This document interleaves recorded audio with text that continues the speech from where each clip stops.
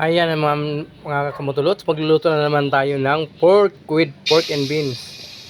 Ayan mga kamutulots, magpamamantika na tayo ng taba. Sarili niyang mantika ang ating gagamitin yan. Ayan. So antay lang natin mga kamutulots na magmantika yan. Tapos ayan, halo-haloin na natin yan. Ayan, baliktad muna natin bago natin haloin.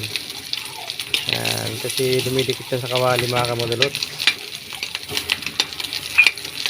Ayan. Kunti pa. Ayan. Ayan, dumikit na mga kamotrots. Pero masarap yung ano yan mga kamotrots, yung nagtututong siya. Kasi pagka nilagyan mo ng sabaw yan, magkukulay na yan. Anong sasarap yung ano yan. Ayan, nilagay ko na yung sibuyas. Simpleng luto lang to mga kamotrots. Bagay to sa mga nagtitipid. Ayan, kunting ricados lang. Ayan, yung bawang. Susunod na natin. Migis-migis lang yan mga insan. Ayan. Ayan, medyo light brown na yung ating bawang at saka sibuyas. Ayan. Mabango na yung aroma niyan mga kamutulots. Susunod naman natin yung laman niya. Igigisa rin natin. Ayan, halo-halo lang. Ayan. Yung kawali ko umuusog, madulas. Ayan. Tapos sa kabila niyan mga kamotor, so mayroon din ako nilutong paksiw. Ayan, nilagyan ko na ng isabaw muna ng pork and beans mga kamotor. Mamaya ko na ilagay yung beans niya. Ayan, sabaw muna tapos pakukuluin lang natin mamaya, lalagyan natin ng sabaw yan. Ayan. Ayan, pagbilang muna tapos megas na naman mga insan, megas.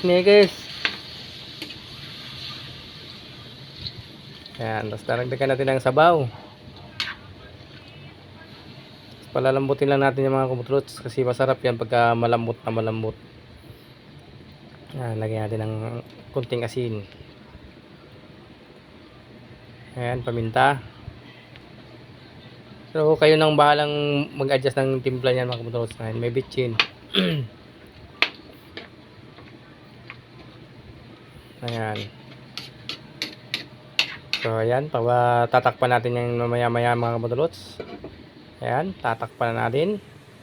Tapos mga after ano yung mga 30 minutes lang. Ayan. Lagay natin yung pork and beans. Ayan. Sayang yung sauce niya.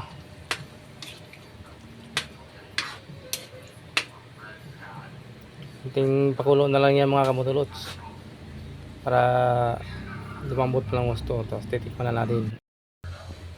Ayan. Oh. Sakto. Open sesame. Luto na yan mga kamotulots. Pwede na natin kumain. Ayan. Approve na.